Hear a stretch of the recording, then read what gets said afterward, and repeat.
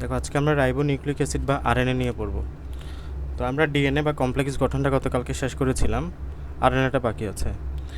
তো আরএনএ হচ্ছে সকল জীবকোষে পাওয়া যাবে, ঠিক আছে? এটা সকল জীবকোষে পাওয়া যাবে এবং এটা হচ্ছে আমাদের কোষে বিরাজমান আরএনএ শতকরা পাবা তুমি 90% পাবা সাইটোপ্লাজমে, আর 10 ভাগ পাবা নিউক্লিয়াসে। তাহলে নিউক্লিয়াসে কিন্তু খুবই কম থাকে, ঠিক আছে? সাইটোপ্লাজমে পাবা 90%। আর cytoplasm, ribosome, nucleus, chromosome, mitochondria ও প্লাজমিডেও কী পাওয়া যায়? আরএনএ পাওয়া যায়। আরএনএর বৌদ্ধ গঠন কী কী আছে? এটা হচ্ছে একটা একসূত্রক চেন, বাট আমরা ডিএনএ দেখেছি কি দ্বিসূত্রক চেনের মতো। 4 ধরনের নিউক্লিওটাইড যুক্ত থাকে। তাহলে এখানে আমরা 4 ধরনের নিউক্লিওটাইড পাবো এবং একসূত্রক গঠন করে এটা। রাসায়নিক গঠনটা একটু দেখো কী কী আছে। 5 কার্বন যুক্ত রাইবোজ সুগার, ওইখানে আমরা ডিঅক্সি রাইবোজ সুগার পেয়েছি। এখানে আমরা নাইট্রোজেনাস বেস বা ক্ষারকটা পাবো। ওইখানে অ্যাডেনিন, গুয়ানিন, সাইটোসিন, থায়ামিন পেয়েছিলাম। এখানে থায়ামিনের পরে তো ইউরাসিল পাবো। তাহলে ডিএনএতে কী পেয়েছিলাম?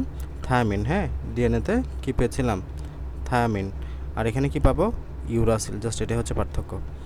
আর ফসফেট বা ফসফরিক অ্যাসিড আমরা পাবো। আরএনএর অনেকগুলো প্রকারভেদ আছে। একটা হচ্ছে টিআরএনএ, মানে হচ্ছে ট্রান্সফার আরএনএ। জাস্ট কাজটা পড়বা। এটা হচ্ছে টিআরএনএতে 5টা বাহুতে গিয়ে যে টিআরএনএ চিত্রটা পড়বা, টিআরএনএ চিত্রটা আসতে পারে, হ্যাঁ, ড্রন লেভেল করবা। এটা এখন ক্লাস শেষ করার পরে 3বার আঁকবা, 3বার এঁকে আমাকে পাঠাবা। তো এটা দেখো, এখানে আমরা কি কি পাবো? এখানে এটা হচ্ছে যে ডি লুপ, হ্যাঁ, এটা হচ্ছে ডি লুপ, ডি ফাস, এটা হচ্ছে টি ফাস। আর এদিকে একটা অতিরিক্ত বাহু পাবা, আর এখানে অ্যান্টিকোডন পাবা, ঠিক আছে? কী পাবা? অ্যান্টিকোডন, এগুলো হচ্ছে অ্যান্টিকোডন। আর এখানে একটা হচ্ছে 3 প্রান্ত, একটা হচ্ছে 5 প্রান্ত, শেষ। তো এটা 5টা বাহু আছে। এই যে টোটাল কয়টা বাহু পাইলা দেখো, আমরা এখানে টোটাল 5টা বাহু পাচ্ছি। এই যে 1টা, 2টা, 3টা, 4টা, 5টা, এবং 4টা ফাঁস থাকে, এবং 4টা ফাঁস পাচ্ছ আমরা। দেখো ফাঁস কয়টা আছে? এই যে এ ফাঁস, এই যে এখানে নাম আছে ডি ফাঁস, টি ফাঁস, এই যে একটা অতিরিক্ত, এদিকে অ্যান্টিকোডন, সবগুলো কি ফাঁস? 4টা। বাহুগুলো হলো অ্যামিনো অ্যাসিড বাহু, টি বাহু, অ্যান্টিকোডন বাহু। এই যে দেখতে পাচ্ছ, এটা হচ্ছে অ্যামিনো অ্যাসিড বাহু, এদিকে হচ্ছে অ্যান্টিকোডন বাহু, এদিকে হচ্ছে টি বাহু, টি বাহু। এই যে এদিকে যেটা আছে এটা হচ্ছে টি বাহু, এদিকে হচ্ছে ডি, আর কি ডি বাহু, অতিরিক্ত বাহু, এগুলো হচ্ছে বাহু। প্রাথমিকভাবে প্রতিটি টিআরএনএ 100 কেমন লম্বা চেনের মতো থাকে, কিন্তু পরবর্তীতে বাজু হয়ে থাকে। এবং এখানে আমরা সবচেয়ে গুরুত্বপূর্ণ ভাষ হলো অ্যান্টিকোডন, ঠিক আছে? এখানে অ্যান্টিকোডন থাকে কারণ যা এমআরএনএর সাথে কোডনের সাথে মুখোমুখি বসে যেতে পারে। টিআরএনএ 3 প্রান্ত একসূত্রক এবং সবসময় এসিসি দ্বারাই সজ্জিত থাকে। এখানে খেয়াল করো, এই যে এসিসি আছে না, এই যে এসিসি এ দ্বারাই সজ্জিত থাকে, মানে অ্যামিনো অ্যাসিডগুলো এসিসি এই বরাবর থাকবে অলওয়েজ। এখনও এখানে অ্যামিনো অ্যাসিড সংযুক্ত হয়, একে বলা হয় অ্যামিনো অ্যাসিড সাইট। এই যে দেখতেই পেলা, এটা হচ্ছে অ্যামিনো অ্যাসিড সাইট। ফাঁস অবস্থায় সবসময় অ্যান্টিকোডন ফাঁস এবং অ্যামিনো অ্যাসিড সাইট বিপরীত অবস্থান করে, 3টা বেস দিয়ে অ্যান্টিকোডন সৃষ্টি করে। এই যে অ্যান্টিকোডনে বেস কয়টা? 3টা দেখতেই পাচ্ছ। এখানে কয়টা বেস? 1টা, 2টা, 3টা। অ্যান্টিকোডনের মধ্যে বেস কয়টা? 3টা। গেল। এরপরে সব টিআরএনএ অণুর বেস সিকোয়েন্স একই রকম না, মানে সবগুলোর বেস যে একই রকম হবে তা না। বেস সিকোয়েন্সের পার্থক্য এবং এই রাসায়নিক গুণাগুণের পার্থক্য সৃষ্টি করে। তো এখানে এগুলো রিডিং দিবা। এবং কাজ কি? এই কাজটা খুব গুরুত্বপূর্ণ। উৎপত্তি ডিএনএ থেকে টিআরএনএ তৈরি হয়, এটা একটু পড়বা। ট্রান্সক্রিপশন প্রক্রিয়ার মাধ্যমে তৈরি হয়। আর প্রোটিন সংশ্লেষণের সময় জেনেটিক কোড অনুযায়ী অ্যামিনো অ্যাসিড কেটে এমআরএনএ অণুতে স্থানান্তর করা। মানে এমআরএনএ হচ্ছে আরেকটা তোমার মেসেঞ্জার আরএনএ, এমআরএনএর নাম কি? Messenger RNA. তো এটার কাজ হলো কি জানো? টিআরএনএর কাজ হলো ট্রান্সফার করা। কি ট্রান্সফার করা? অ্যামিনো অ্যাসিডকে এমআরএনএর কাছে ট্রান্সফার করা। বুঝছো? এই জন্য বলতেছে টিআরএনএ বা ট্রান্সফার আরএনএ, নাম অনুযায়ী কাজের মিল আছে কিন্তু। তাহলে এই প্রোটিন সংশ্লেষণ যখন করবে, মানে প্রোটিন যখন তৈরি করবে তথা ট্রান্সলেশন যখন করবে, তখন এই টিআরএনএর কাজ হলো অ্যামিনো অ্যাসিডকে এই এমআরএনএর কাছে পৌঁছায় দেওয়া, মানে ট্রান্সফার করা। এটাই হচ্ছে টিআরএনএর কাজ। আবার সে এমআরএনএ মেসেঞ্জার আরএনএ, নাম বুঝেই বুঝতে পারছে যে মেসেজ ক্যারি করবে, তার মানে বার্তাবহ, যে বার্তা বহন করবে। তো যে আরএনএ জিনের সংকেত অনুযায়ী প্রোটিন সংশ্লেষণের চার্জ হিসেবে কার্যকর হয়ে নির্দিষ্ট অ্যামিনো অ্যাসিড অনুক্রম বাছাই করে, সেগুলোকে মেসেঞ্জার আরএনএ বা বার্তাবাহক আরএনএ বলা হয়। সংখ্যাটা লাগবে না। এটা হচ্ছে লম্বা চেনের মতো 5 প্রান্তের কয়েকটি বেস কোডবিহীন থাকে এবং এই প্রান্তকে 5 লিডার বলা হয়। তাহলে এখানে আমরা দেখো 5 লিডার পাচ্ছি, আর এদিকে 3' টেইলার পাচ্ছি। তাহলে এমআরএনএর মধ্যে কি পাচ্ছি দেখো, এখানে এক পাশে পাবা 5' লিডার, এখানে পাবো 3' টেইলার, ঠিক আছে? 3' প্রান্তের মধ্যে কয়েকটি বেস কোডবিহীন, এবং এটাকে আমরা 3 টেইলার বলি। বুঝছো? আর কি। আর এটা হচ্ছে বার্তা বহন করে এক কথায়। এবং মোট আরএনএর 5 থেকে 10 ভাগ এমআরএনএ থাকে। ঠিক আছে, কাজটা গুরুত্বপূর্ণ সবচেয়ে বেশি। নির্দিষ্ট প্রোটিন সংশ্লেষণের বার্তা নিউক্লিয়াস থেকে সাইটোপ্লাজমে বহন করে এবং রাইবোসোম এবং টিআরএনএর নির্দিষ্ট মাধ্যমে অ্যাসিড অনুক্রমের শৃঙ্খল তৈরি করে। এক কথায় হলো বার্তা প্রেরণ করে। এই যে প্রোটিন সংশ্লেষণ মানে তোমাকে এখন প্রোটিন তৈরি করতে হবে, এই মেসেজটা সে তোমার নিউক্লিয়াস থেকে সাইটোপ্লাজমে নিয়ে যায়।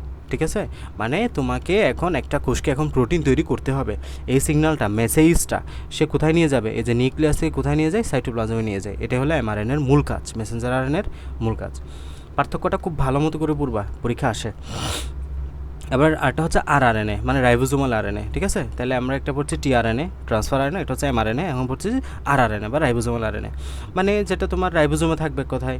তাহলে যেসব যে আরএনএ রাইবোজোমের প্রধান গাঠনিক উপাদান হিসেবে কাজ করে, মানে রাইবোজোমের প্রধান গাঠনিক উপাদান হিসেবে কাজ করবে, তাদেরকে কী বলবা? আরআরএনএ। এবং সবচেয়ে বেশি পাবা একটা কোষের মধ্যে, সবচেয়ে বেশি পাবা আরআরএনএটা, মানে 80 থেকে 90 ভাগই তুমি আরআরএনএ পাবা। ঠিক আছে, তো এখানে দেখো রাইবোজোমের কাজ কি, আমরা এই অধ্যায় শুরুতে পড়ে আসছিলাম, রাইবোজোমের প্রধান কাজই হলো প্রোটিন তৈরি করা, প্রোটিন সংশ্লেষণ করা। তাহলে আরআরএনএর কাজ কী হবে? এই যে কোষে প্রোটিন সংশ্লেষিত হয় এর মাধ্যমে, এই আর কি, প্রধান কাজ হলো প্রোটিন তৈরি করা। জিআরএনএ বা জেনেটিক আরএনএ, এটা হচ্ছে আমাদের বংশগতীয় বস্তু হিসেবে কাজ করে। মনে করো একটা ভাইরাস, এই ভাইরাসের মধ্যে ডিএনএ নেই, তো ডিএনএ না থাকার কারণে এটা কি তোমার বংশগতীয় বস্তুবিহীন হবে নাকি? এটার মধ্যে বংশগতীয় যে মেনটেন্যান্স, এটা কে রক্ষা করবে? নিশ্চয়ই এর দায়িত্ব, ডিএনএর দায়িত্ব কাকে দিয়ে যাবে? আরএনএকে দিয়ে যাবে। এটা হচ্ছে যে তোমার জিআরএনএ, মানে জেনেটিক্যালি যেটা ফাংশন করতে সক্ষম যে আরএনএটা, এটা হচ্ছে জিআরএনএ বা জেনেটিক আরএনএ। তাহলে যেসব আরএনএ ভাইরাস দেহে যেমন টিএমবিতে এটা পাওয়া যায়, আমাদের যে করোনা ভাইরাস পড়েছি না, এই করোনা ভাইরাসটা মূলত আরএনএ ভাইরাস। এখানে তুমি ডিএনএ পাবা না, এখানে কি পাবা না? ডিএনএ পাবা না। ডিএনএর পরিবর্তে ফাংশন করে কে? আরএনএটা কেন ফাংশন করে?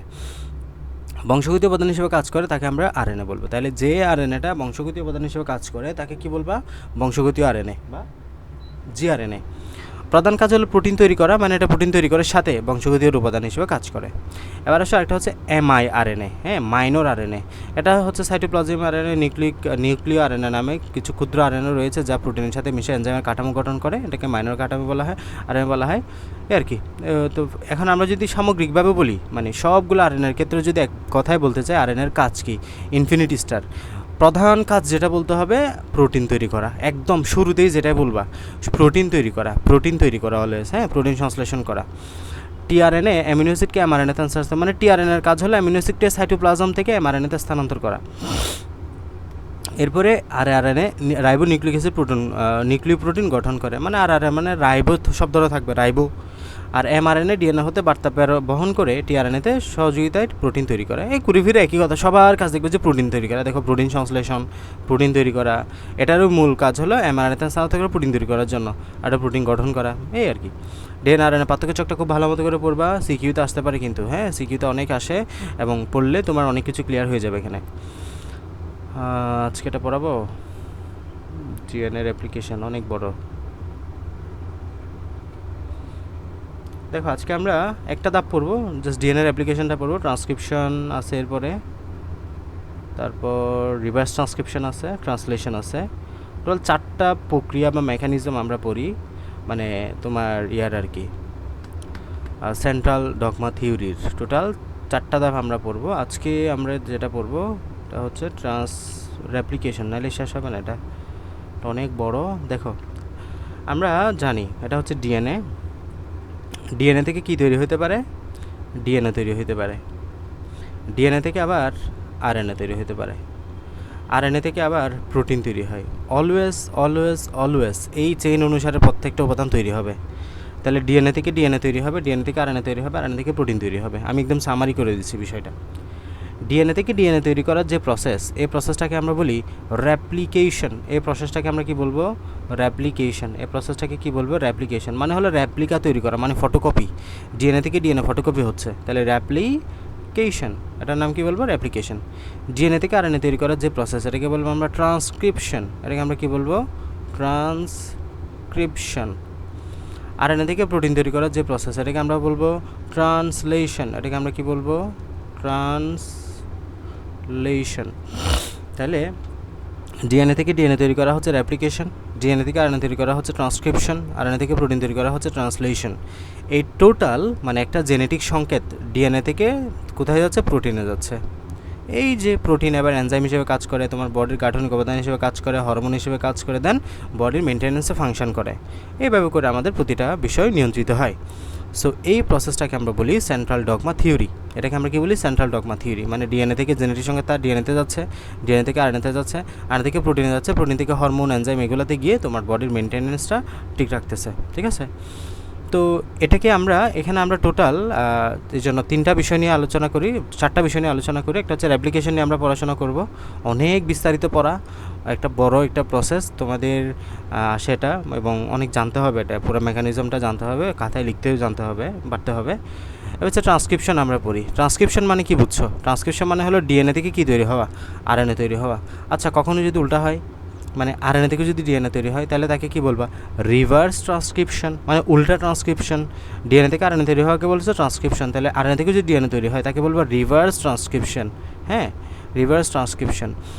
আর আরেকটা হচ্ছে আমরা পড়বো আরএনএ থেকে প্রোটিন তৈরি হওয়া। এই প্রোটিন তৈরি হওয়াকে আমরা ট্রান্সলেশন বলি। তাহলে আজকে দেখি কতটুকু যাইতে পারে। আজকে আমরা দেখি রেপ্লিকেশনটা শেষ করতে পারলে হয়। রেপ্লিকেশনটা আগে পড়ি। হ্যাঁ, রেপ্লিকেশনটা আগে দেখি। দেখো, ডিএনএ রেপ্লিকেশন বা প্রতিলিপন। ঠিক আছে, এখানে ছোট্ট করে একটু দেখাচ্ছে। দেখো, এটা হচ্ছে একটা ডিএনএ, সিম্পল 2টা ডিএনএ তৈরি হয়ে যাচ্ছে। এই হচ্ছে প্রসেস। কত ছোট্ট প্রসেস না? বাট এটা অলমোস্ট 3-4 পৃষ্ঠা হবে, 3 পৃষ্ঠার মতো হবে, 4 পৃষ্ঠা, 5 পৃষ্ঠা, 5 পৃষ্ঠা টোটাল ডিএনএ রেপ্লিকেশনটা। সো 5 পৃষ্ঠা মুখস্থ পুরোটা একদম লাইন বাই লাইন করতে হবে এমন না, বাট তোমাকে কি পয়েন্টগুলো মাথায় ঢুকায় ফেলতে হবে, দেন নিজে নিজে লেখার মতো ক্যাপাবিলিটিটা রাখতে হবে। তুমি যে প্রত্যেকটা লাইন মুখস্থ করে একদম পরীক্ষার খাতায় লিখতে পারবে এমন তো সম্ভব না, তাই না? আমি যা বলি, যে যতটুকু বলি, যে কি পয়েন্টগুলো বলি, এগুলো মাথায় রাখার চেষ্টা করবো, মেকানিজমটা বুঝবা, তাইলেই হবে। তাইলে দেখো, আমাদের ডিএনএ অ্যাপ্লিকেশন বা প্রতিলিপনটা অনেকভাবে হয়। বিভিন্ন বিজ্ঞানী বিভিন্ন তোমার প্রক্রিয়া বর্ণনা করেন। একটা হচ্ছে হলো সংরক্ষণশীল অনুকল্প, মানে সংরক্ষণশীল মতবাদ। একটা হচ্ছে সংরক্ষণশীল অনুকল্প, আর হচ্ছে বিচ্ছুরণশীল অনুকল্প। আমরা 9-10 অর্ধরক্ষণশীলটা পড়েছিলাম, তাই না? ছোট্টভাবে আর কি, অল্প কয়েক লাইনের মধ্যে। এখানে আমরা অর্ধ সংরক্ষণশীলটা পড়বো বিস্তারিতভাবে। এরপর হচ্ছে সংরক্ষণশীল বা কনজারভেটিভ হাইপোথেসিস। এখানে আমাদের ডিএনএ থেকে যে 2টি ডিএনএ সূত্রক সৃষ্টি হয়, তার একটিতে 2টি অনুসূত্রই আসে মাতৃ ডিএনএ থেকে, এবং আরেকটি এবং 2টি অনুসূত্রই থাকে নতুনভাবে সৃষ্ট। অনুকল্পটি সঠিক বিবেচিত হয় নাই, মানে হলো, খেয়াল করো, ধরো যে এটা হচ্ছে একটা ডিএনএ, এখানে তুমি আরেকটা ডিএনএ তৈরি করতেছ। তুমি এই প্রথম ডিএনএর 2টা সূত্র, কি এখানে 2টা সূত্র না, 2টা সূত্রই মাতৃকোষের, আর এখানে নতুন যে ডিএনএটা পাইলা, এগুলো পুরোপুরি নতুন তৈরি হয়েছে। এটা হচ্ছে সংরক্ষণশীল। ঠিক আছে? আর অর্ধ সংরক্ষণশীল হচ্ছে ঠিক উল্টা, মানে হলো, এটা দেখো যে নতুন, মানে পুরাপুরি তোমার আগেরটা, মানে মাতৃকোষের ডিএনএটা। তো এখানে যে নতুন ডিএনএটা পাবা, এই নতুন ডিএনএটার একটা সূত্রক হচ্ছে মাতৃ ডিএনএ থেকে আসবে, আর একটা সূত্রক কমপ্লিমেন্টারি নিজে থেকে তৈরি হবে। হ্যাঁ, নিজে থেকে তৈরি হবে, মানে একটা হচ্ছে পুরাতন, একটা হচ্ছে আগের, মানে অর্ধেক সংরক্ষণশীল, অর্ধেক সংরক্ষণ করছে, বিষয়টা এমন। ঠিক আছে? তাহলে অর্ধ সংরক্ষণশীল, এর জন্য অর্ধ সংরক্ষণশীল। তাহলে দুইটার প্রত্যেকটিতে একটি মাতৃসূত্র, একটি নতুন সূত্র। ঠিক আছে? এটা সঠিক বলে প্রমাণিত হয়, তাহলে এটা আমরা পড়বো না। বিচ্ছুরণশীলটা, এটা হচ্ছে তাও সঠিকভাবে বিবেচিত না হয় নাই, এটা মাতৃ ডিএনএ অনুসূত্রগুলো খণ্ডিত হয়ে প্রতিলিপি তৈরি করে, মানে এগুলো বাগ হয়ে যায়, দেন নতুন প্রতিলিপি তৈরি করে। তো ডিএনএর অ্যাপ্লিকেশনের অর্ধ সংরক্ষণশীল পদ্ধতিতে আমরা মূলত এটাই পড়বো। স্টেন্ট অর্ধ সংরক্ষণশীল শব্দটা প্রথম প্রয়োগ করেন এবং মেসেলসন স্টাইল পরীক্ষার মাধ্যমে ইকোলাই ব্যাকটেরিয়াতে অর্ধ সংরক্ষণশীল অনুকল্পটি প্রমাণ করেন। 1960 সালে সুয়েখা মানব হেলাকুশে, সাইমন ক্লাইমাইডোমোনাস শৈবাল অর্ধ সংরক্ষণশীল পদ্ধতি প্রমাণ করেন। এগুলো ইনফিনিটি স্টার। তাহলে প্রথম কথা হচ্ছে, ইকোলাইতে কে প্রমাণ করেন? মেসেলসন স্টাইল। তারপর সুয়েকা মানব হেলাকুশে, তোমার মানবের হেলাকুশে, এবং সাইমন তোমার ক্লাইমাইডোমোনাস শৈবালে এটা প্রমাণ করেন। ঠিক আছে? তাহলে 3টা জায়গায় 3 জনের প্রমাণ করেন।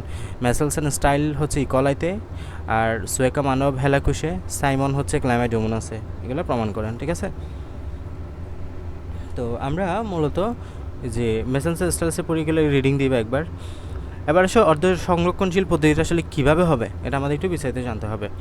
জীবকোষের সবচেয়ে গুরুত্বপূর্ণ বস্তু হলো তার ডিএনএ, এবং বহুকোষী জীবের দেহ গঠনের জন্য জাইগোট কোষকে বারবার বিভাজিত হতে হয়। এককোষী জীবের প্রজনন তথা সংখ্যা বৃদ্ধির জন্য কোষ বিভাজিত হয়।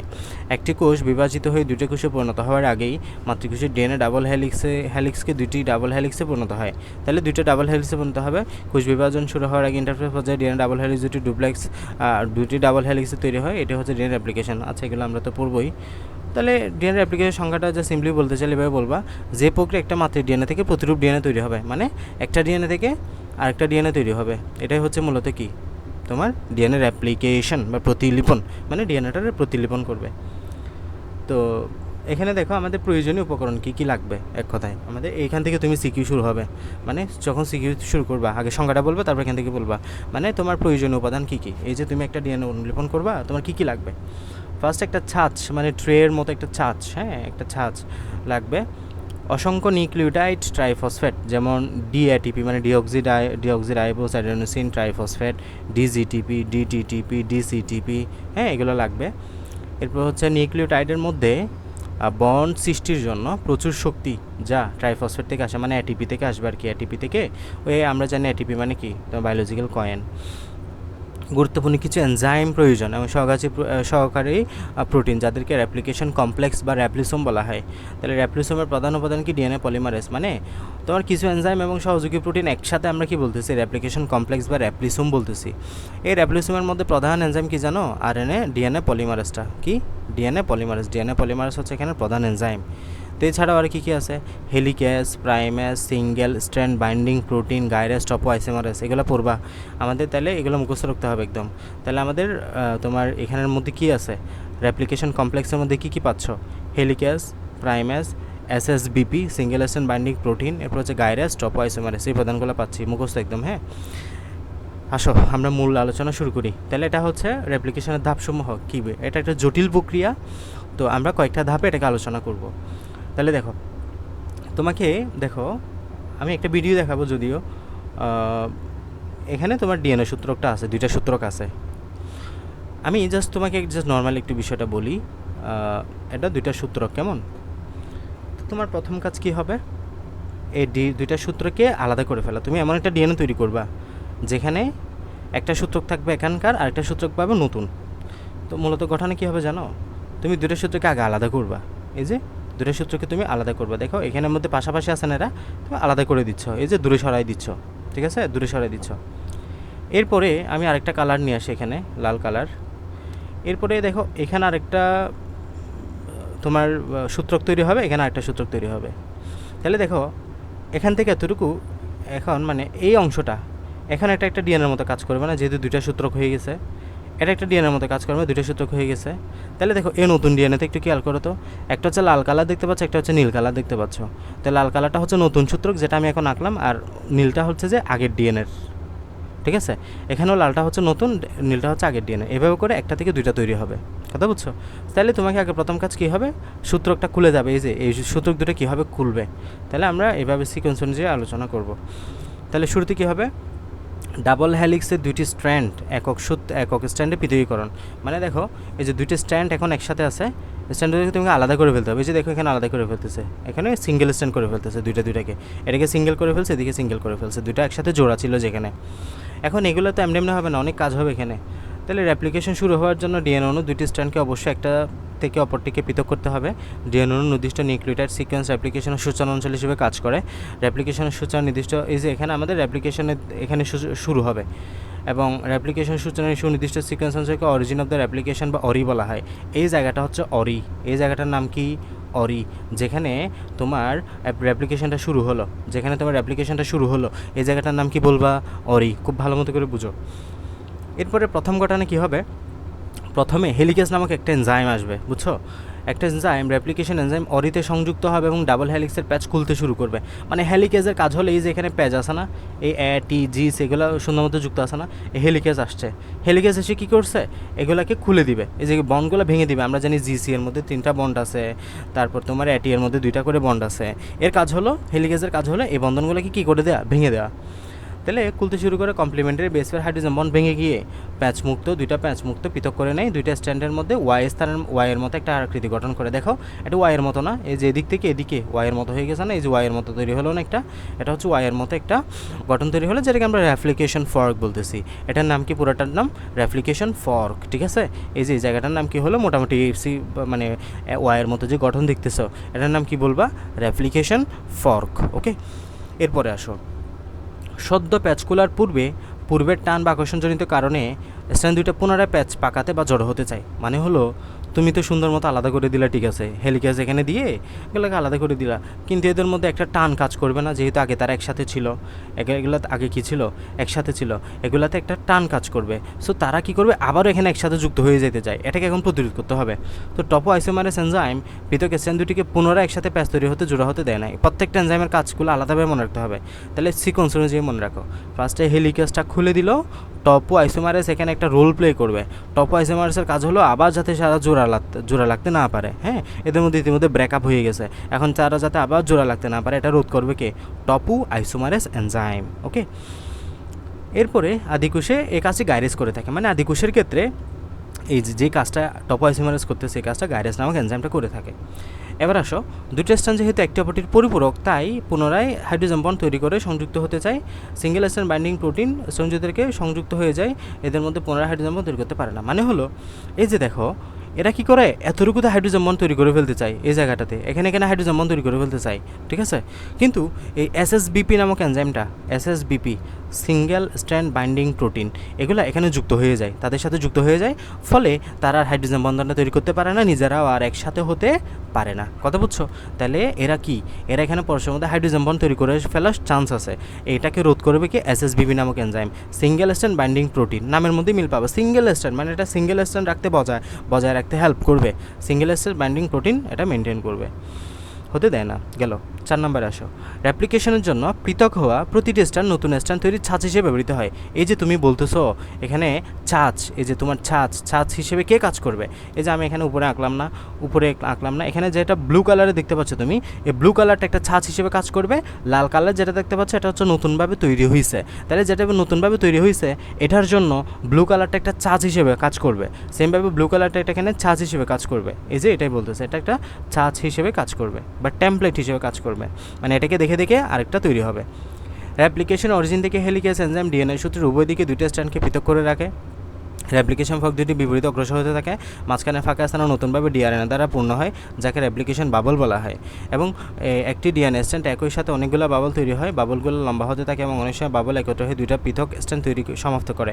একটি মানুষের পুরো জিনোম প্রতিলিপন হতে 1 মাস সময় লাগার কথা, কিন্তু অনেকগুলো রেপ্লিকেশন অরিজিনের কারণে সময় লাগে মাত্র 1 ঘন্টা। তাহলে এখানে আমাদের দেখো এটা হচ্ছে অরিজিন, মানে যেখানে তোমার রেপ্লিকেশন তৈরি হলো।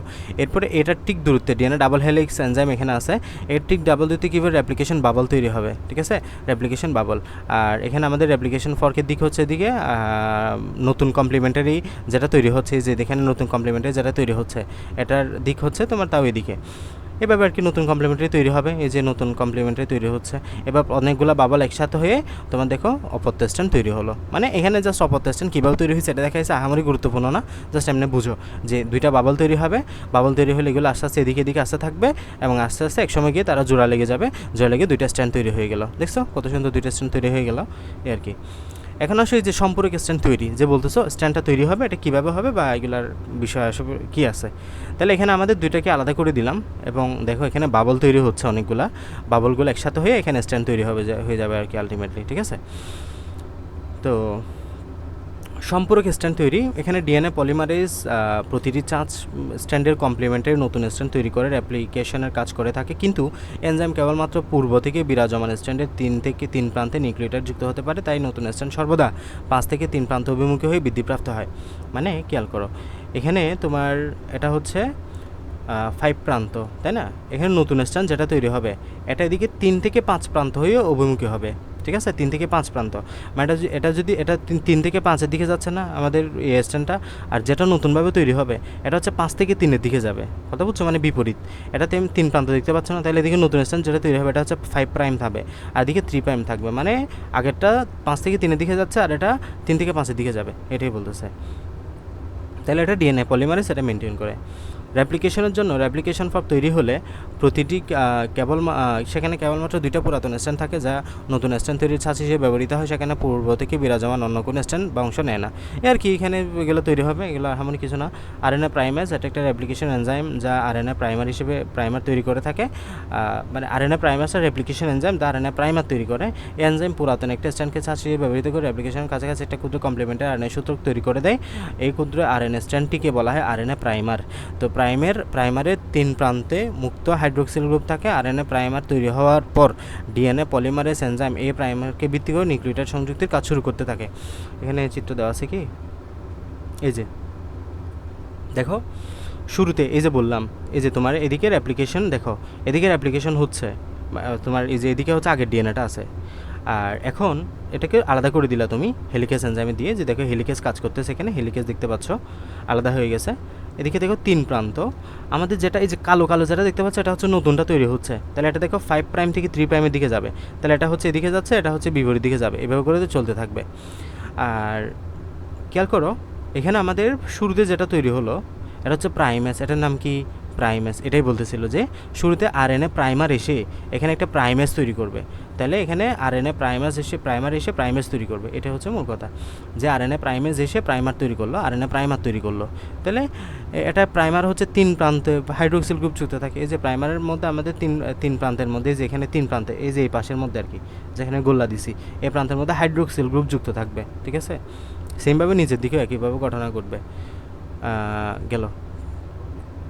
এরপর ডিএনএ পলিমারেজ 3 এই এনজাইম ছাঁচের একটি কমপ্লিমেন্টারি নিউক্লিওটাইড এনে আরএনএ প্রাইমারের 3 প্রান্তে যুক্ত করে নতুন ডিএনএ স্ট্যান্ড তৈরির সূচনা করে। রেপ্লিকেশনের কাছে শেষ না হওয়া পর্যন্ত একটির পর একটি নিউক্লিওটাইড যুক্ত করতে থাকে। মানে এবার তোমার ওই যে complementary adenine, guanine, cytosine, thymine এগুলো যুক্ত করতে থাকবে।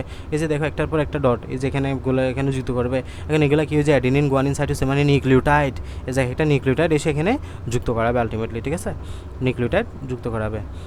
এবং শেষ পর্যন্ত ডিএনএ স্ট্যান্ড থেকে প্রাইমারের অংশ সরিয়ে নেওয়া হয়, মানে এক সময় প্রাইমারটা সরে যাবে, যেহেতু ডিএনএ পলিমারেজ 3 এনজাইম নতুন স্ট্যান্ডকে কেবলমাত্র 5 থেকে 3 প্রান্তমুখী তৈরি করতে পারে, সেহেতু নতুন 2টা স্ট্যান্ড বিপরীতমুখী হয়ে বৃদ্ধি পেতে থাকে। মানে এখানে অলওয়েজ দেখবা যে এদিকে 3 প্রান্ত থেকে এটা 5 থেকে 3 প্রান্তের দিকে যাচ্ছে, আর এটা 5 থেকে 3 প্রান্তের দিকে যাচ্ছে, মানে উল্টা। এদিকে 5 পাইলা, এদিকে হবে 3 প্রান্ত, উল্টাভাবে তৈরি হতেই থাকবে, এটা হচ্ছে কথা, ঠিক আছে। মানে দেখো এই যে এটা হচ্ছে এদিকে না কালোটা, দেখো এটা হচ্ছে 3 প্রান্তের তোমার ছাঁচ, 3 প্রান্তের ছাঁচের মধ্যে 5 থেকে 3-এর মধ্যে এদিকে যাচ্ছে, বুঝতে পারছো? মানে এটা ডিরেকশনটা খেয়াল করো, এদিক থেকে এদিকে, এই যে এদিক থেকে এদিকে তীর চিহ্ন, আর নিচেরটা খেয়াল করো, এটা হচ্ছে তোমার এদিক থেকে এদিকে যাচ্ছে, এই যে এটা হচ্ছে তোমার এদিক থেকে এদিকে যাচ্ছিল, এদিকে এদিকে যাচ্ছিল, আর যেটা কালো তৈরি হচ্ছে এটা খেয়াল করো, এটা এদিক থেকে এদিকে যাচ্ছে, কিন্তু মানে অলওয়েজ 5 থেকে 3 প্রান্তের দিকে যাত্রা করবে, এটাও 5 থেকে 3 প্রান্তের দিকে যাত্রা করবে, কথা বুঝছো? মানে উভয় এর ডিরেকশন হবে 5 থেকে 3-এর দিকে। এই যে এটাও হবে দেখো 5 থেকে 3-এর দিকে, তীর চিহ্নগুলো বোঝা যাচ্ছে, একটু কম বোঝা যাচ্ছে আর কি। এই যে 5 to 3 প্রাইমের দিকে এটা যাচ্ছে, আর নিচেরটা খেয়াল করো 5 to 3 প্রাইমের দিকে এটা যাচ্ছে এদিকে, মানে দুটা কিন্তু বিপরীত দিকে, তবে উভয়ই কত 5 থেকে 3-এর দিকে যাচ্ছে অলওয়েজ, ঠিক আছে। এই যে ফলে নতুন স্ট্যান্ডটাকে কেবলমাত্র 5 থেকে 3-এর দিকে মুখ করে থাকতে পারে, যেহেতু নতুন স্ট্যান্ড দুটো বিপরীতমুখী বৃদ্ধি হয়ে যায়, মানে নতুন স্ট্যান্ড দুইটাই দেখো বিপরীতমুখী, এই যে এটা এদিকে যাচ্ছে, এটা এদিকে যাচ্ছে, দুইটা স্ট্যান্ড কিন্তু বিপরীতমুখী, এর জন্য একটা হচ্ছে 5 প্রাইম থেকে 3 প্রাইম, মানে দুইটা 5 থেকে 3 প্রাইম মেনটেন করার জন্য আর কি। তো ডিএনএ ডাবল হেলিক্সের স্ট্র্যান্ড দুটি একটি অপরটির সাথে উল্টাভাবে দেখো, একটা 5 থেকে 3, একটা 3 থেকে 5 অবস্থায় থাকে, তাই লিডিং স্ট্যান্ড এবং ল্যাগিং স্ট্যান্ড সৃষ্টিও বিপরীতমুখী হয়। মানে এখানে দুইটা স্ট্যান্ডের মধ্যে একটাকে আমরা বলবো লিডিং, একটা হচ্ছে ল্যাগিং, মানে যেটা তোমার এই যে ছাঁচ হিসেবে কাজ করতেছে এটাকে আমরা বলবো লিডিং স্ট্যান্ড, আর যেটা তৈরি হচ্ছে এটাকে বলবো আমরা ল্যাগিং স্ট্যান্ড, বুঝছো? একটা হচ্ছে লিডিং, একটা হচ্ছে তোমার ল্যাগিং, ঠিক আছে। মানে সরি, এখানে দুইটা ছাঁচ তৈরি হলো না, একটার মধ্যে হচ্ছে তোমার একটার নাম হলো লিডিং স্ট্যান্ড, যেটা তোমার 3 প্রাইম থেকে 5 প্রাইমের দিকে, হ্যাঁ 3 থেকে 5, মানে এই সূত্রটা মনে রাখো, লিড মানে হলো 53 আর ল্যাগ মানে হলো 35, এই সূত্রটা মনে রাখো। লিড মানে হলো যেটার দিক হবে 3 থেকে 5-এর দিকে, আর ল্যাগ মানে হলো যেটার দিক হবে 3 থেকে 5-এর দিকে, কথা বুঝছো? উল্টাভাবে মনে রাখবে ল্যাগিং। গেল। এরপর আসো পঞ্চম ধাপে কী হবে, যে সূত্রটা নিরবিচ্ছিন্নভাবে ফর্ক বৃদ্ধি পেতে থাকে তাকে লিডিং স্ট্যান্ড বলা হয়। যে সূত্রটি নিরবিচ্ছিন্নভাবে ফর্কের দিকে বৃদ্ধি পেতে থাকে তাকে লিডিং বলা হয়। এই যে একটু খেয়াল করলে বুঝবা, এই যেটা হচ্ছে আমাদের ফর্কের দিকে বৃদ্ধি পাচ্ছে, এই যে এদিকে ফর্ক না, এদিকে ফর্ক না, এদিকে কী তৈরি হচ্ছে ফর্ক, তাহলে দেখো এটা এদিকে যাচ্ছে না লিডিং স্ট্যান্ডটা, এটা হচ্ছে তোমার ফর্ক, এই যে এটা হচ্ছে আমাদের ফর্ক, তাহলে আমাদের এটা মূলত 3 থেকে 5-এর এই দিকে যাচ্ছে, সো এটা হচ্ছে লিডিং স্ট্যান্ড, ঠিক আছে, এটা হচ্ছে কি লিডিং স্ট্যান্ড। আর যে সূত্রটা রেপ্লিকেশন ফর্কের বিপরীত দিকে, মানে যেটা রেপ্লিকেশন ফর্কের দিকে যাবে এটা হচ্ছে লিডিং, আর যেটা তার বিপরীত দিকে, লিডিং মানে কি বললাম 53, আর ল্যাগিং মানে কি বললাম 35, হ্যাঁ, আর যেটা 3 থেকে 5-এর দিকে যাবে এটা হচ্ছে ল্যাগিং। এক কথায় তুমি এটা দিয়েও বলতে পারো, যেটা হচ্ছে 5 থেকে 3'-এর দিকে যাবে এটা হচ্ছে লিডিং, আর যেটা 3 থেকে 5-এর দিকে যাবে এটা হচ্ছে ল্যাগিং, ঠিক আছে। লিডিং সূত্র নিরবিচ্ছিন্নভাবে তার প্রতিরূপ সৃষ্টি করে অগ্রসর হওয়ার কারণে ল্যাগিং সূত্র জোড়াবিহীন নিউক্লিওটাইডের সারি সৃষ্টি হয়। জোড়াবিহীন নিউক্লিওটাইডের সারিটা একটু লম্বা হলে প্রাইমার এনজাইম কার্যকরী হয় এবং একটা প্রাইমার তৈরি হয় এবং অর্থাৎ মুক্ত 3' হাইড্রোক্সিল প্রান্ত সৃষ্টি করে দেয়, ফলে অনুলিপন কাজ শুরু হয়ে যায়। এবার তোমার এই যে লিডিং সূত্রটা তোমার নিরবিচ্ছিন্নভাবে তোমার প্রতিরূপ সৃষ্টি করতে থাকে, তবে জাস্ট এই লাইনটা বলতে পারলে হবে, লিডিং সূত্রটা নিরবিচ্ছিন্নভাবে মানে কন্টিনিউয়াস, নিরবিচ্ছিন্ন মানে বুঝছো তো এরকম, এরকম না, এরকম না, এটা হচ্ছে কন্টিনিউয়াস এইরকমভাবে তৈরি করতে থাকে লিডিং স্ট্যান্ডটা, ঠিক আছে। এতটুকু মনে রাখতে পারলে মোর দ্যান ইনাফ। আর লিডিং সূত্রে আর দেখো এখানে আরেকটা কী বলছে, লিডিং সূত্রের মতো এখানে অনুলিপন নির্বিচ্ছিন্ন হয় না, প্রাইমার যুক্ত হয় এবং জোড়াবিহীন নিউক্লিওটাইডের সারি দুটা একটু লম্বা হলে প্রাইমারি কার্যকর হয় এবং প্রাইমার তৈরি হয়, অনুলিপন কাজ শুরু করে দেয়। লিডিং সূত্রের মতো এখানে অনুলিপন নিরবিচ্ছিন্ন হয় না, খণ্ডভাবে হয়, এবং এক্ষেত্রে মানে যখন ল্যাগিং সূত্রের মধ্যে আসবে, ল্যাগিং সূত্রের মধ্যে এভাবে খণ্ড খণ্ড তৈরি হবে, বুঝছো, আর লিডিং সূত্রের মধ্যে এরকম কন্টিনিউয়াস তৈরি হবে, এই দুটা বিষয় মাথায় রাখলে হবে। এবার আসো যে ডিএনএ অণুর রেপ্লিকেশন ল্যাগিং সূত্রে খণ্ড খণ্ড অংশকে বিচ্ছিন্ন ওকাজাকি বলা হয়। এই যে বলতেছো তুমি এরকম খণ্ড খণ্ড অংশ পাইছো, এই প্রত্যেকটা অংশকে কী বলবা, ওকাজাকি খণ্ড, এই প্রত্যেকটা অংশের নাম কি, ওকাজাকি খণ্ড, বিজ্ঞানী ওকাজাকির নাম অনুসারে এটা দেওয়া হয়। লাইগেজ এনজাইম এগুলোকে তোমার পরবর্তীতে কী করে জোড়া লাগাই দেয়, লাইগেজ এনজাইম এগুলোকে জোড়া লাগাই দেয়, ব্যাস। একই সাথে ডিএনএ ডাবল হেলিক্সের স্থানান্তরের অ্যাপ্লিকেশন কার্য শুরু হতে থাকে এবং অল্প সময় পরিপূর্ণ হয় এবং আলটিমেটলি বিচ্ছিন্ন হয়ে সরে যায়। রেপ্লিকেশন সমাপ্ত হলে রেপ্লিকেশন এনজাইমটা এখান থেকে তোমার সরে যায়, এই আর কি। দেখো চিত্রগুলো দেখো একটু, শুরুতে তোমার হেলিকেস আসছে, এগুলোকে খুলে দিছে, খুলে দিয়ে তোমার এখানে যে প্রাইমার আসছে, প্রাইমার এসে আরএনএ প্রাইমার একটা তোমার 5 থেকে 3 প্রান্তমুখী করে শুরু করে দিছে যে আরএনএ প্রাইমার, দেন এদিক থেকে এদিকে এটা হচ্ছে 5 থেকে 3, এটা হচ্ছে 5 থেকে 3, দেন এটা হচ্ছে ল্যাগিং স্ট্যান্ড, এটা হচ্ছে লিডিং স্ট্যান্ড, হ্যাঁ, ল্যাগিং লিডিং। এরপর হচ্ছে তোমার এখানে ডিএনএ পলিমারেজ আসছে, ডিএনএ পলিমারেজ এসে এখানে তোমার এই নিউক্লিওটাইডগুলোকে বাড়াচ্ছে, সংখ্যাগুলো বাড়াচ্ছে, আর এখানে খণ্ডগুলো বাড়তে আছে। আর একটা হচ্ছে আমাদের লিডিং অ্যাসিড রেখেছে কন্টিনিউয়াস, এই যে এখানে কন্টিনিউয়াস, এখানে দেখায় না যদি এতগুলা কন্টিনিউয়াস, আর এখানে নন কন্টিনিউয়াস, এখানে নন কন্টিনিউয়াস, এই কন্টিনিউয়াসকে আবার লাইগেজ এসে জোড়া লাগাইছে, হ্যাঁ। পরবর্তীতে দেখে এটা আস্তে আস্তে বড়ো হচ্ছে, এই যে বড় হয়ে এটা হচ্ছে তুমি এই তোমার পূর্ণাঙ্গভাবে তোমার হয় ডিএনএতে পরিণত হয় এবং ডিএনএ পলিমার দ্বারা প্রাইমার বৃদ্ধি হয় এখানে, আর কি এখানে বাড়তে থাকে। এই যেখানে নিউক্লিওটাইডগুলো দেখো, এই যে এনএনএ জোড়া লাগতেছে, এখানে জোড়া লাগতেছে, নতুন নতুন প্রাইমার তৈরি হচ্ছে, এই আর কি। পরে তুমি আলটিমেটলি এখানে ডিএনএ লাইগেজ এসে দেখো জোড়া লাগাচ্ছে এগুলো, এই যে এখানে এসে তো জোড়া ছিল না, এগুলো যদি দেখা যাচ্ছে না, ডিএনএ লাইগেজ এসে এখানে জোড়া লাগাচ্ছে যেগুলোতে আলাদা আলাদা খণ্ড ছিল। এভাবে করে লিডিং স্ট্যান্ড ল্যাগিং স্ট্যান্ড তৈরি হয়ে গেল এবং আমাদের নতুন করে আমরা কি পাইলাম, ডিএনএ পাইলাম, ঠিক আছে, এই আর কি।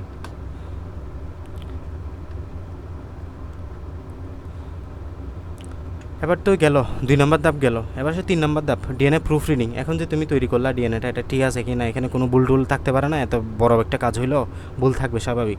তো নতুন স্ট্যান্ড তৈরি করলে ভুল নিউক্লিওটাইড সংযুক্ত হয়ে যেতে পারে, মানে তোমার এখানে ধরো অ্যাডেনিনের সাথে থায়ামিন হয়, সামহাও অ্যাডেনিনের সাথে গুয়ানিন হয়ে গেছে, এমনটা হতে পারে। তো সো ভুল হতে পারে ডিএনএর মধ্যে, এটা প্রুফ রিডিং করতে হবে। ধরো যে তুমি একটা বই লিখলা, বই লেখার মতো অনেক কষ্ট করে অনেক ইয়ে করে বইটা লিখলা, এখন বইটা তোমার ঠিক আছে কিনা সব কিছু চেক করতে হবে না, এটা হচ্ছে প্রুফ রিডিং, প্রুফ রিড করা, মেরামত। এবং যেগুলো ঠিক হয় না এগুলোকে মেরামত মানে ঠিক করতে হবে।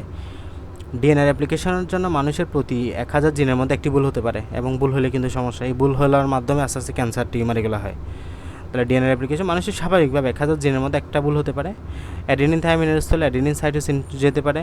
ডিএনএ নিজস্ব নিয়ন্ত্রণে ভুল ধরার জন্য প্রুফ রিডিং হয়। আল্লাহ তাআলা আমাদেরকে প্রসেসটা দিয়ে দিয়েছে ডিএনএর মধ্যে, মানে নিজেরা ভুল করবে, নিজেরা ভুল ধরবে। আবার এই ধরনের ভুলকে আমরা মিসম্যাচ বলি।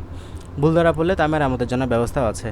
এর সাথে সি যুক্ত হয়ে থাকলে মেরামতের জন্য সিকে সরিয়ে টি অন্তর্ভুক্ত করা হয়, মানে এর সাথে যদি টি হয় সিটা সরিয়ে টি লাগাই দেওয়া হয়। মিসম্যাচ থাকলে ডিএনএ পলিমারেজ ট্রি সামনে অগ্রসর হতে পারে না, তাই মিসম্যাচ সংশোধন করে সামনে দেবে। মানে তুমি যখন ডিএনএ এখানে ভুল হতে থাকবে তখন ডিএনএ পলিমারেজ এটাকে আটকায় দিবে, আটকায় দেওয়ার পরে তোমার এখানে যতক্ষণ না ঠিক হবে ততক্ষণ এটা আটকেই থাকবে। সো আলটিমেটলি ঠিক হওয়ার পরে দেন এটা আবার চলতে থাকে আর কি। পূর্ণাঙ্গ অ্যাপ্লিকেশনের পরেও কিছু কিছু মিসম্যাচ থেকে যেতে পারে, যা 10 লক্ষর মধ্যে একটা ভুল হতে পারে। ডিএনএ পলিমারেজ 2, ডিএনএ পলিমারেজ 1, 2 এগুলো হচ্ছে রিপেয়ার কমপ্লেক্স হিসেবে কাজ করে আর কি, মানে রিপেয়ারিংয়ে সাহায্য করে। তাছাড়া পরিবেশীয় বিভিন্ন উপাদান যেমন ইউভি রে, বিষাক্ত মূল, কার্সিনোজেনিক পদার্থ মানে যেগুলোর জন্য ক্যান্সার হয়, বিষাক্ত মূল যেমন ভারী ধাতু, এগুলোর জন্য ডিএনএর ক্ষত হবে, মানে ড্যামেজ হতে পারে। তো এগুলো মেরামতের ব্যবস্থা আছে, এটিও মেরামতের ব্যবস্থা আছে। মিসম্যাচের কারণে মানুষের এক ধরনের কুলেন ক্যান্সার হতে পারে, মানুষের জেরোডার্মা পিগমেন্টোজম নামক এক প্রকার চর্মরোগ হতে পারে। সাধারণত ইউভি রশ্মি দ্বারা ডিএনএর যে ক্ষত হয় তা মেরামতের ব্যবস্থা ব্যক্তিতে না থাকলে স্কিন ক্যান্সার হতে পারে। মানে তোমার যে ডিএনএর অ্যাপ্লিকেশনে ভুল যদি হয়, তা যদি ডিএনএ পরিবর্তন তোমার ঠিক করতে না পারে, তাহলে আলটিমেটলি ক্যান্সারের মতো রোগের সৃষ্টি হয়। তখন এই যে এভাবে ক্যান্সার মানে কি, এই ক্যান্সার মানে হলো এখানে তোমার ডিএনএটা, যে ডিএনএ থেকে ডিএনএ তৈরি হচ্ছে, ডিএনএটা সঠিকভাবে তৈরি হবে না, উল্টাপাল্টা ডিএনএ তৈরি হয়ে যাচ্ছে। উল্টাপাল্টা ডিএনএ তৈরি হওয়া মানে কি দেখো, ডিএনএ থেকে সঠিকভাবে আরএনএ তৈরি হবে না, আরএনএ থেকে প্রোটিন তৈরি হবে না, প্রোটিন তৈরি না হলে হরমোন এনজাইম তৈরি হবে না সঠিকভাবে, হরমোন এনজাইম তোমার বডির ফুল বডিকে নিয়ন্ত্রণ করবে, ফলে তোমার ফুল বডি মানে এলোমেলো হয়ে যাবে। মানে কাজ কতটা ক্ষুদ্র, বিষয়টা খেয়াল করো কতটা ক্ষুদ্র। এগুলা একটা কোষের মধ্যে ক্রোমোজোমের মধ্যে ডিএনএ, ওই ডিএনএর মধ্যে ছোট্ট জায়গাগুলোতে এগুলো হচ্ছে, এগুলো তো চোখে দেখার কোনো বিষয় না। মানে জাস্ট ইমাজিন করো বিষয়টা কতটা ক্ষুদ্র এবং কতটা কমপ্লেক্স। আল্লাহ তাআলা আমাদেরকে কতটা কমপ্লেক্সভাবে বানাইছে। তুমি জাস্ট বলতেছো একটা ডিএনএ থেকে একটা ডিএনএ তৈরি হচ্ছে কীভাবে। আমরা তো এমনি কোষ বিভাজন পড়ে ফেলছিলাম যে একটা কোষ থেকে আরেকটা কোষ তৈরি হয়ে যাচ্ছে কত সুন্দর প্রোফেজ মাইটো এর মাধ্যমে। ওখানে আমরা ইন্টারফেসের মধ্যে পড়ছিলাম যে একটা ডিএনএ থেকে একটা ডিএনএ কীভাবে তৈরি মানে রেপ্লিকেট হয়, এর অ্যাপ্লিকেশন প্রসেসটা হচ্ছে একটা কমপ্লেক্স, বুঝছো। এখানে আমরা অ্যাপ্লিকেশন কমপ্লেক্সের মধ্যে কী কী পাবো, এই যে এনজাইমগুলোর নাম পড়বা আর কি, টপোআইসোমারেজ পাবা, কাজগুলো পড়বা, এগুলোও সিকিউতে আসতে পারে। মানে অনেক সময় ম্যাক্সিমাম ক্ষেত্রে দেখা যায় বড় তোমার এটা দিবে না, হ্যাঁ তোমাকে জাস্ট এগুলো বলবে যে এখানে কী কী উপাদান কাজ করে, জাস্ট এগুলো বলো, এইগুলো দিয়ে দিবে জাস্ট। তাহলে টপোআইসোমারেজ এগুলো ভালো মতো করে পড়বা একদম, ডিএনএ হেলিগেজের কাজ কী, পলিমারেজ ট্রি এর কাজ কী, এসএসবিপি কাজ কী, লাইগাস প্রাইমেজ এটার কাজ কী, হ্যাঁ এগুলো ভালো মতো করে পড়বা। এরপর হচ্ছে জীবজগতে ডিএনএ অ্যাপ্লিকেশনের গুরুত্ব কী, এগুলো একটু পড়বা। আমরা নেক্সট দিন ডিএনএ থেকে তোমার মানে কীভাবে ট্রান্সক্রিপশন হয় তথা ট্রান্সক্রিপশন ট্রান্সলেশন, এই দুটো প্রসেস পড়বো ইনশাল্লাহ। দেখা যাক শেষ করতে পারে কি না। ট্রান্সক্রিপশন ট্রান্সলেশন কালকে যদি পড়ি, ট্রান্সলেশনও কালকে পড়তে হবে। এরপরে থাকবে জিনও অনেক বড় একটা টপিক, দেখা যাক। আর 2টা ক্লাস পাবো, তো 2টা ক্লাসের মধ্যে সম্ভব হলে হবে আর কি। এটা অনেক বড় একটা চ্যাপ্টার এবং অনেক কনসেপচুয়াল, লাস্টের টপিকগুলো খুবই ঠিক আছে। আমি এখন তোমাদের একটা ভিডিও দেখাই, এখন যেটা পড়লা এটা তো মানে একদম এর বাংলা পড়ে গেলা, একটা ভিডিও দেখো যদি ভালো বুঝো আর কি। আমি লিঙ্কটাও দিয়ে দিব গ্রুপে, তারপর একটু দেখো এখানে। এগুলো আমাদেরকে এমবিবিএসে পড়ানো হয়েছে, হ্যাঁ এমবিবিএসে মানে আমাদের বায়োকেমিস্ট্রিতে পড়াইছে, ভিডিও দেখে দেখে পড়াইছে আমাদের, মানে ভিডিও দেখছি দেখে ম্যামরা স্লাইড থেকে পড়াইছে, আমাদের আরও জটিল ছিল।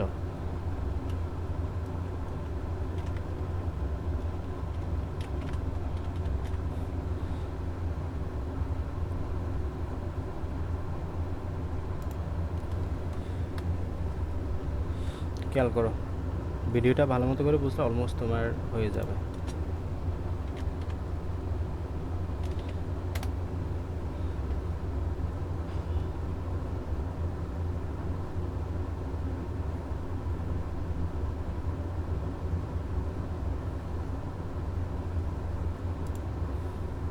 একটি ডিএনএ থেকে তার অনুরূপ ডিএনএ তৈরি হওয়াকেই বলা হয়।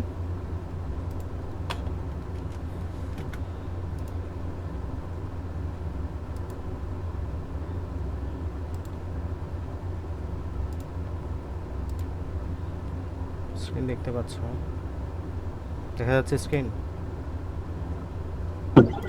জি দেখা যাচ্ছে। খেয়াল করো ডিএনএ রেপ্লিকেশন বা অনুলিপন।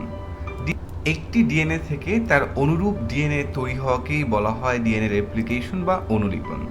ডিএনএ যে ডাবল হেলিক্স গঠন আমরা দেখতে পাচ্ছি, এই গঠনের ভেতরে থাকে আমাদের 4টি নাইট্রোজেনাস ক্ষারক।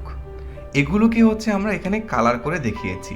এগুলোর নাম হচ্ছে অ্যাডিনিন, সাইটোসিন, গুয়ানিন ও থায়ামিন। এখন এই থায়ামিনের সাথে যুক্ত হয় অ্যাডিনিন, যেগুলোকে আমরা এখন হাইলাইট করে দেখিয়েছি। এবার আমরা দেখব সাইটোসিনের সাথে যুক্ত হচ্ছে আমাদের গুয়ানিন, আমরা হলুদ জানি কালারের। অ্যাডেনিনের সাথে থাইমিন যুক্ত হয়, আমরা গুয়ানিনের সাথে এবার যুক্ত হয়, এটা ডিএনএটাকে বোঝাচ্ছে আর কি। আনজিপ করব। তার আগে আমরা দেখে নিই এটা কোন দিকে আগায়, 5 প্রাইম থেকে 3 প্রাইম। অ্যাগেইন উল্টা দিকে 5 প্রাইম থেকে 3 প্রাইম, তার মানে Always 5 এন্টি থেকে 3 প্যারালাল দিকে বলতে আগাবে। পারি। যদি আমরা এটাকে আনজিপ করি, তবে আনজিপ করার ক্ষেত্রে প্রথমেই আমাদের লাগবে হেলিকেজ এই এনজাইম। যে দেখো, এই হেলিকেজ হেলিকেজ এনজাইমের মাধ্যমে গিয়ে হেলিকেজ কাজ করা শুরু করছে, মানে দুইটা আলাদা করে দিছে। কত সুন্দর, ডিএনএ দুটাকে, সূত্রক দুটাকে আলাদা করে দিছে। এনজাইমটাই আমাদের এই জিনিসটাকে দুইটা টেমপ্লেটে ভাগ করে ফেলেছে, যেটাকে বলা হয় রেপ্লিকেশন ফর্ক। এই যে ওয়াই এর মতো একটা গঠন না, রেপ্লিকেশন ফর্কটা, এটাই। এখন এই যে টেমপ্লেট রয়েছে, ডিএনএ টেমপ্লেট রয়েছে, আর এটা কিন্তু মাতৃ ডিএনএ টেমপ্লেট। এটা অনুযায়ী আমাদের পরবর্তীতে প্রাইমেজ এনজাইমটা প্রাইমার গঠন করবে, যে জন্য আমাদের এই যে প্রাইমেজ এনজাইম এসে প্রাইমার গঠন করবে, মানে তোমার যে নতুন স্ট্র্যান্ড যেটা তৈরি হবে এটাকে শুরু করে দিবে, ঠিক আছে? প্রয়োজন হবে আরএনএ বেজের। এই যে আমাদের প্রাইমার গঠন দেখো, করলো, তৈরি হচ্ছে। এই প্রাইমারটা প্রাইমার মূলত তৈরি হয়ে গেল, মানে প্রাইমেজ এসে প্রাইমারটা মানে শুরু করে দিল, ঠিক আছে? হচ্ছে আরএনএ প্রাইমার। এরপরে আমাদের লাগবে আরেকটা এনজাইম, যেটাকে বলবে আমাদের ডিএনএ পলিমারেজ। পলিমারেজ সেও নিয়ে আসবে ডিএনএ এর কিছু বেস। বেজ নিয়ে এই আসতেছে, বেসগুলো দেখো। যুক্ত হয়ে এবং কমপ্লিমেন্টারি ভাবে যুক্ত হবে, তার মানে অ্যাডিনিনের সাথে আমাদের থায়ামিন, সাইটোসিনের সাথে গুয়ানিন। আর এই যে হ্যাঁ, তৈরি হচ্ছে, অবশ্যই এই 5 তৈরি প্রাইম হচ্ছে। থেকে 3 প্রাইমের দিকে এই খেয়াল করো, লিডিং স্ট্র্যান্ড এখন বুঝবে এটা।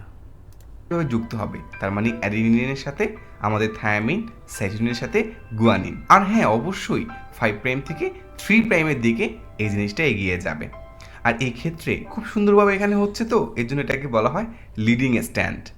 কিন্তু উল্টা ঘটনা ঘটে হচ্ছে আমাদের ল্যাগিং স্ট্যান্ডে, উল্টা। যেখানে 5 প্রাইম থেকে 3 প্রাইমে হওয়া সম্ভব না, জিনিসটা উল্টোভাবে ঘটে। আর এই উল্টোভাবে ঘটার ক্ষেত্রে এখানে একটা ফ্র্যাগমেন্ট 35, পাওয়া যায়, 53। যেটাকে বলা হয় আমাদের ওকাজাকি ফ্র্যাগমেন্ট। এই যে কি আবিষ্কারকের নাম অনুযায়ী এই যে দেখছো এখানে একটা গ্যাপ, এই 5 এর পাশে একটা গ্যাপ আছে, এখানে একটা গ্যাপ আছে। এখানে ওই যে বলছিলাম না, খণ্ড খণ্ড, একটা হচ্ছে কন্টিনিউয়াস, একটা হচ্ছে ডিসকন্টিনিউয়াস, ঠিক আছে? মানে একটা হচ্ছে বিচ্ছিন্ন, একটা হচ্ছে অবিচ্ছিন্ন। অবিচ্ছিন্ন মানে কন্টিনিউয়াস, উপরে যেটা দেখছো লিডিং হচ্ছে অলওয়েজ কন্টিনিউয়াস, তোমার সুন্দর মতো করে তৈরি হবে। বাট এটা যেহেতু উল্টা দিকে হচ্ছে 35, ওটা হচ্ছে 53, ওটা হচ্ছে 35, এই তোমার ল্যাগিং, যে জন্য এখানে খণ্ড তৈরি হবে। এই খণ্ডগুলো পরবর্তীতে লাইগেজ এসে আবার জোড়া লাগাবে। নামকরণ করা হয়েছে। আমরা যদি এখানে একটু ভালো করে মনোযোগ দিই যে কিভাবে গঠিত হলো, আবার বুঝো। প্রথমে উল্টোভাবে ঘটে। আর এই উল্টোভাবে ঘটার ক্ষেত্রে এখানে একটা ফ্র্যাগমেন্ট পাওয়া যায়, যেটাকে বলা হয় আমাদের ওকাজাকি ফ্র্যাগমেন্ট। আবিষ্কারকের নাম অনুযায়ী এটার নামকরণ করা হয়েছে। আমরা যদি এখানে একটু ভালো করে মনোযোগ দিই যে কিভাবে গঠিত হলো, প্রথমে আমাদের প্রাইমেজ এনজাইমটা আসে, সে কিন্তু আরএনএ প্রাইমার গঠন করে। এরপরে হচ্ছে আগের আমাদের মতোই। যে ফাঁকা জায়গা থাকে, সেখানে আমাদের ডিএনএ পলিমারেজ এনজাইম চলে আসে কিছু বেস সাথে নিয়ে। এই যে সেখানে বুঝতেছো তো, সাথে আরএনএ প্রাইমার এসে, শুরুতে আরএনএ প্রাইমার এসে আরএনএ প্রাইমারটা গঠন করবে, তারপর ডিএনএ পলিমারেজ আসবে, পলিমারেজ এসে নিউক্লিওটাইডগুলোকে যুক্ত করতে করতে স্ট্রেনটা তৈরি করবে। বাস, এই সিম্পল কথা একদম। তুমি যদি সিম্পলি মনে রাখতে পারো, এতটুকুই। তারা আবার 5 প্রাইম থেকে 3 প্রাইমের দিকে আরেকটা ফ্র্যাগমেন্ট গঠন করে। আবার এই প্রক্রিয়াটা বারবার হতেই থাকে। অনুকরণ হতে থাকে বা রেপ্লিকেট হতে থাকে, এই জিনিসটা বারবার হতে থাকে। যখন এই জিনিসটা বারবার হতে থাকে, তখন একই প্রক্রিয়ায় একই এনজাইম লাগে। কিন্তু এই যে বিচ্ছিন্নভাবে ফ্র্যাগমেন্টগুলো তৈরি হচ্ছে, এগুলো কিন্তু এই যে আমাকে ওকাজাকি খণ্ড, এগুলোকে জোড়া লাগাইতে হবে না, এখন এই লাইগেজ আসবে এখন। সরিয়ে দিতে হবে। এর জন্য আমাদের লাগে এক্সোনিউক্লিয়াস।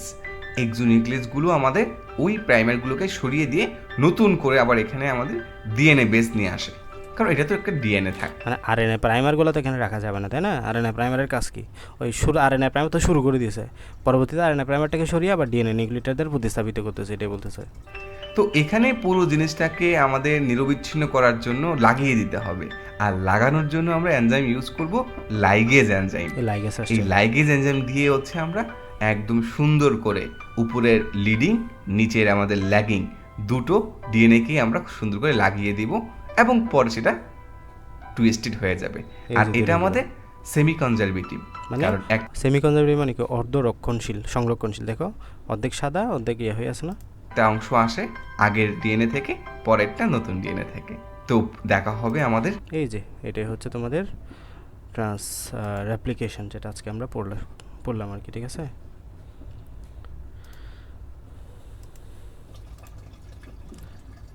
ঠিক আছে, আজকের ক্লাস এতটুকুই, আমরা মোটামুটি শেষ করলাম রেপ্লিকেশনটা। নেক্সট দিন বাকি অংশ নিয়ে পড়বো আর কি।